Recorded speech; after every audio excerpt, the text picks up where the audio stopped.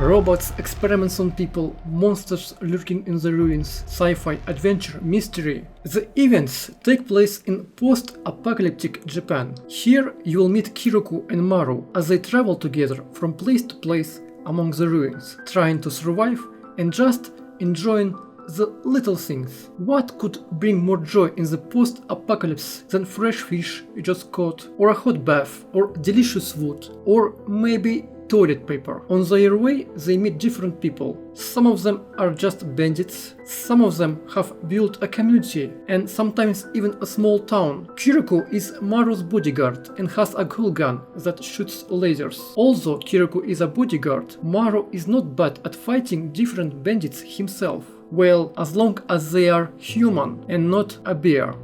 But that's not the only part of their adventure. Maru and Kiroku have a goal. They are looking for heaven. The heaven they are constantly trying to reach seems to slip away from them every time. And each time they reach a new destination, they find some threats that lead to their goal. Each time their goal seems to get closer and closer. And each time there are more and more questions. What kind of world is this? Why did disaster happen? What are the rumors spreading among the people about terrifying experiments? Where did the monsters come from? Every reader and viewer will be asking themselves the answers to these questions, and it will draw everyone even deeper into this world. One of the coolest things about this manga is that we're just thrown into this world with no explanation. They don't give us a guide or anything, they just show us the story, and it's your job to pay attention. But you know what?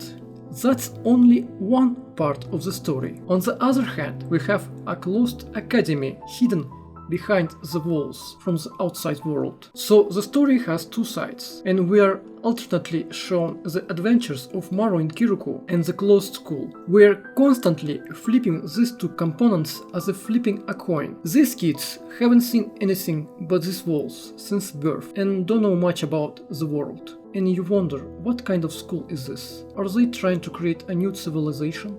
Or are they just experimenting on children? You don't know if the next scene is going to be something creepy or funny, what awaits around the corner of this strange and mysterious story, and what answers are hidden from us while we are absorbed by what we are shown. The author shifts tones from one genre to another so well that you don't notice how quickly the mood of the scenes changes. For example, one moment it might be a comedy situation that makes you laugh or smile, then a slice of life that warms your heart, and the next moment it's a creepy and terrifying scene. And the transitions are so naturally done that you don't feel anything artificial about them. And the most important thing is that the author doesn't try to hide tears, he doesn't try to dismiss them, but it's as if through the characters he discusses a lot of our thoughts. Which one is true and which one is false? It's up to you to decide. Or maybe is there a little bit of truth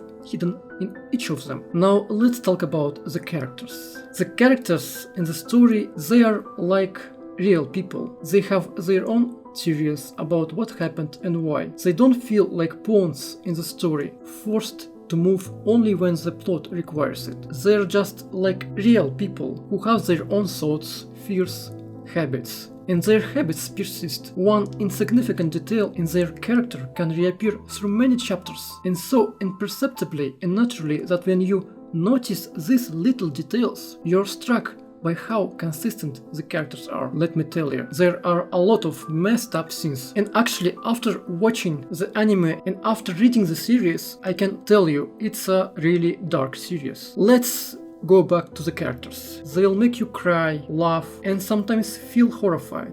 The author won't always spell out every detail and explain it to us. He tells a story and it's up to us to figure it out. Reading the manga, you always want to quickly open the next page in anticipation of answers or new secrets behind them. The story has a perfect pace for me. The arcs are not stretched so that you get tired of following them, but they are not too short either. The story will draw you in with its shifts in mood and tone, and plot twists and turns. Reading the manga, I had a lot of feelings. I laughed and I cried. The comedy, romance and mystery are so well connected that they don't seem to be separate from each other. There is no wall between them, which separates these aspects of the plot. Not every story makes you build curious and wait so hard for the next chapter, amazes you with the answers and makes you ask new questions. This series will definitely remain among my favorites.